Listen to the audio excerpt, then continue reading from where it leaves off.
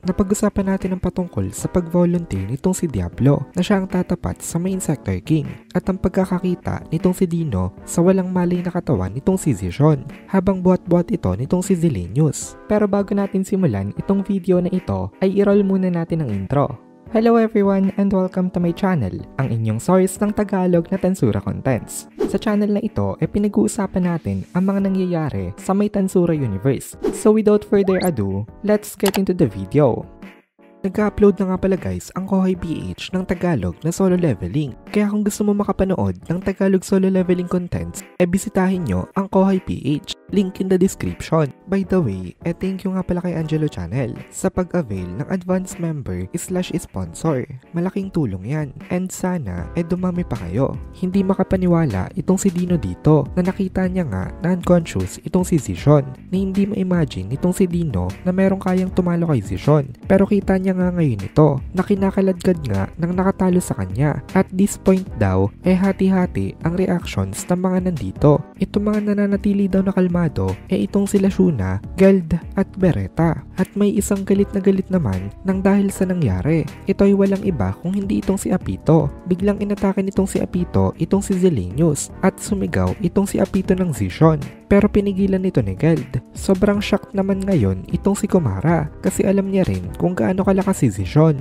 at hindi niya ma-process kung ano nangyari. Basically, ngayon lamang nila nakita na powerless nga ito. Since nagkakagulo nga dito ngayon, nagsalita itong si Shuna na wala daw silang time para gumawa ng ibang bagay. Sa ngayon daw, i-prioritize daw nila ang pagre-retreat. Itong si Shuna nakasuot naman ng resurrection bracelet pero kailangan pa rin daw nila mag-ingat kasi baka daw sila maging hostage. Itong si Beretta ang nag-check ng exit route nila para maging organize ang kanilang pag-alis dito. Kasama itong sila Dino, pansamantala sila na magtatago muna sa may control room. Hindi nila pwedeng pagtulungan agad itong si Zilenius ngayon. Kailangan daw muna nila na ma-engage ang strength nito bago sila mag-initiate ng mga atake kasi napakadelikado ng kanilang situation at possible na ma-wipe out lang silang lahat kapag gumaksyon sila recklessly. So tumakas na nga sila ngayon pero biglang gumalaw itong si Zilenius at ang target niya lang dito isang tao lang at ito walang iba kung hindi itong si Apito. Nag-step forward itong si Geld para protektahan ito pero walang nagawa itong si Geld. Isang atake lang ni Zilenius sa kanya naging unconscious agad itong si Geld dito.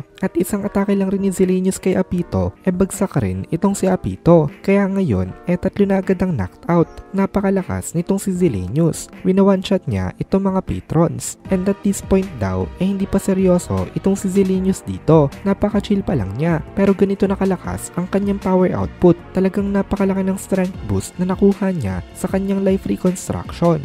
Hindi na daw nakakapagtaka na one hit lang lahat ng mga naandito kasi maging si Zishon nga daw nagawa nitong matalo kaya hindi daw option ang lumaban. Ang kailangan nilang gawin ngayon dito ang tumakas. Biglang nag-announce itong si Ramirez ngayon na binago na daw niya ang resurrection point kaya wag daw mag-alala itong mga ito in case na mamatay man sila. Kasi kung matatandaan nga natin kanina, nung namatay itong si Dino, sa mismong spot siya nagre-resurrect kung saan siya namatay. Pero ngayon, binago na ito nitong si Ramirez para mas madali ang kanilang pagtakas. Tapos ngayon, biglang lumiwanag ang lahat ng resurrection bracelets ng mga nakasuot nito. Parang sign nga ito na merong changes na nangyari. Napaisip na lang dito itong si Dino na magkakalaban daw sila nitong mga ito kanina just a few moments ago. Mapagkakatiwalaan daw kaya agad sila nitong mga nandito tapos biglang nakaisip ng idea itong si Dino kaya sumigaw siya at tinawag niya itong sila Pico at Gracia. Tinanong niya itong mga ito kung lalaban daw ba sila na kasama niya. This time biglang pinakita nitong si Dino ang manly side niya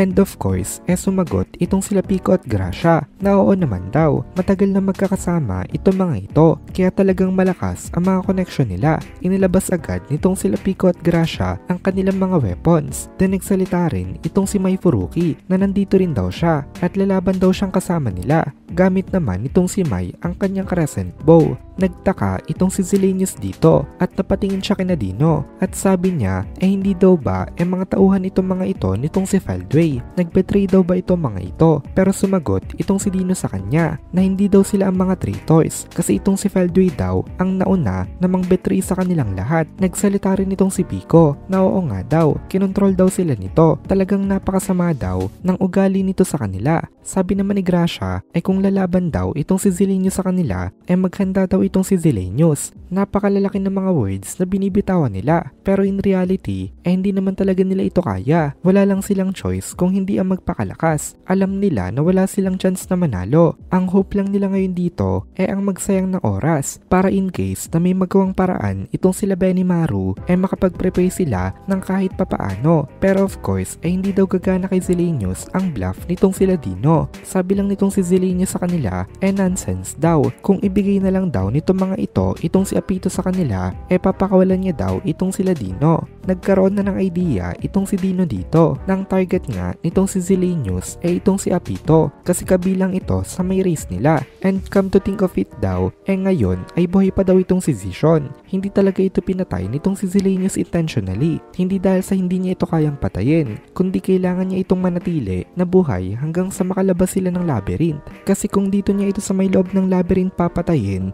magre-resurrect lang daw ito somewhere else at lalo siyang mahihirapan na hanapin ito later. Kaya sa labas talaga dapat kung i-absorb niya na rin daw itong mga ito. Itong sila Zishon at Apito part ng Sephiroth nitong si Zilenius which is the King of Life. Once na pinatay daw nitong si Zilenius itong dalawa madadagdag sa kanya ang power nito mga ito. Kaya simula bata pa lang sila pinalaki niya talaga sila for that specific purpose which is ang palakasin palalo itong si Zilenius. Or kung hindi naman sila agad papatayin pwede silang gawin na mga useful na subordinates kung papayag itong mga ito. Either way si Zilenius talaga magbe-benefit. Kaya ang ginagawa nitong si Zilenius ngayon ini-eliminate niya ang mga humaharang sa kanya. Nang biglang may nagsalita dito, humarang ito sa pagitan ni Zilenius at Apito. Ito ay walang iba kung hindi itong si Diablo. At sabi ni Diablo sa kanya hindi niya daw hahayaan itong King of the Insects na gawin kung anong gusto nito mangyari. At dito na muna natin tatapusin itong video na ito. Kung nagugustuhan mo itong mga videos natin ay please consider joining the membership para mapanood mo na agad ang mga kasunod na part dahil palaging advance ang ating mga members. Also ay please consider leaving a like at mag-comment ka na din para ma-boost naman tayo ng algorithm.